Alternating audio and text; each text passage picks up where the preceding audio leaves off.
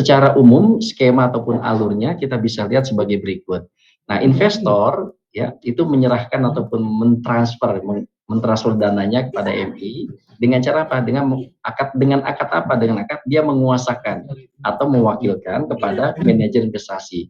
Akad yang digunakan oleh antara investor dengan manajer investasi dan di dalam itu ada BK ya, adalah akad wakalah bil ujroh. Artinya investor mewakilkan, menguasakan kepada MI untuk mengelola dananya, untuk kemudian dialokasikan pada portofolio yang ditentukan berikutnya, maka dia akan menginvestasikan dana tersebut, mengalokasikan untuk membentuk portofolionya ya.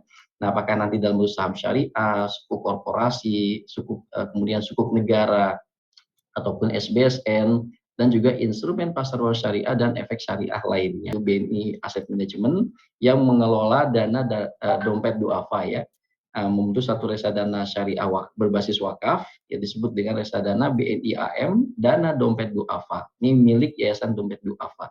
Reksadana endowment fund itu ada 20. Ada beberapa reksadana yang bisa Anda gunakan sebagai sumber pendanaan untuk para nasir yang memang saat ini membutuhkan dana ya untuk mengembangkan usahanya ya, untuk sedemikian rupa sehingga benefit bisa lebih tambah untuk yang disampaikan kepada penerima dananya gitu ya.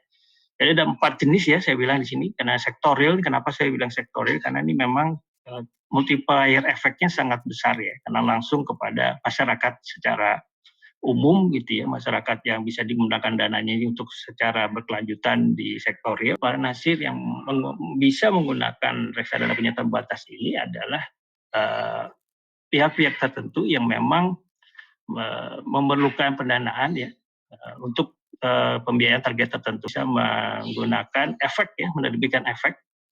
Bentuknya bisa saham maupun surat utang atau dalam hal ini adalah sukuk ya. Dan saham itu tidak perlu penawaran umum Bapak Ibu sekalian. Jadi Bapak Ibu hanya perlu menjadikan membuat satu badan hukum gitu ya. Dan badan hukum itu suatu badan hukum yang mengawasi atau mengkoordinir suatu kegiatan usaha gitu ya. Dan akhirnya nanti bisa menerbitkan saham ya, saham dari PT tersebut tidak perlu publik ya. Kolaborasi antar nazir ini bisa bekerja dengan baik untuk mengoptimalkan sebuah aset wakaf. Singkat cerita, rumah sakit Mata Amatwardi bisa berjalan.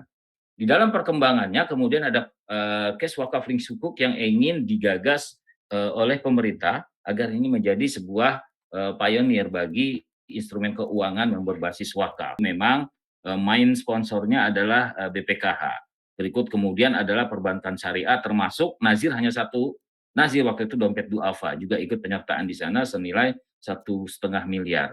Nah, oleh karena itu dana publik yang dikolektifkan ini yang berasal dari private placement ini kemudian diberikan untuk sukuk seri pertama. Jadi joint investment dan penempatan wakaf berjangka. Jadi kita ber-MOU dengan Mandiri Amal Insani selama 25 tahun.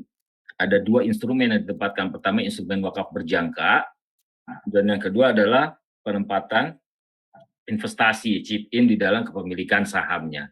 Nah, ini berlangsung selama 25 tahun dan dari sinilah ada sumber permodalan kurang lebih sekitar 6 miliar rupiah. Terdiri dari 4 miliar rupiah 4 miliar rupiah wakaf berjangkanya, 2 miliar rupiah itu untuk joint investment-nya seperti itu. Nah, kemudian kita juga mengakses dana-dana dari funding luar negeri. Tapi ini sifatnya wakaf murni ya, wakaf murni saja itu dari Qatar Charity sebesar 12 miliar rupiah itu digunakan untuk pengembangan satu unit building rumah sakit di kompleks rumah sehat terpadu dompet duafa di Parung Bogor. Terpisah seperti layaknya di Singapura. Artinya segala tegakan atau bangunan yang didirikan di atas tanah wakaf itu perlakuan hukumnya terpisah. Jadi kalau memperjualbelikan unit bangunan di atas tanah wakaf itu masih sah. Misalkan apartemen ya. Apartemen kan yang diperjualbelikan kan unitnya, bukan tanahnya gitu. Kalau tanahnya berbasis wakaf seterusnya itu tidak ada masalah. Sehingga dengan demikian ada sebuah harapan baru di mana di atas tanah-tanah wakaf masih memungkinkan kita bangun bangunan komersial yang tidak cuma bisa disewa gitu, tapi bisa dimiliki dengan hak guna bangunan. Karena itu kan hak guna bangunan kan berjaga ya, berapa tahun. Sehingga saya pikir manfaat dari penggunaan aset wakaf dalam bentuk lahan itu bisa mendapatkan sumber pemasukan. Dengan cara apa? Apartemen kan biasanya ada IPL ya. Nah, IPL itu salah satunya ada porsi nazir yang bisa dibagikan kepada nazir. Terus kemudian yang kedua ada di retribusi jual beli. Developer menerapkan ada setiap unit apartemen yang diperjualbelikan itu ada sumber pemasukan untuk saya berharap agar semua mau menjadi ambasador wakaf. Karena pertama yang harus kita perjuangkan tanpa henti adalah pengembangan literasi dan edukasi wakafnya dulu. Setiap orang harus mau beritikat untuk menjadi corong-corong literasi wakaf gitu ya, supaya masyarakat lebih well educated soal wakaf. Karena dari sinilah kemudian maka partisipasi orang berwakaf itu akan semakin masif.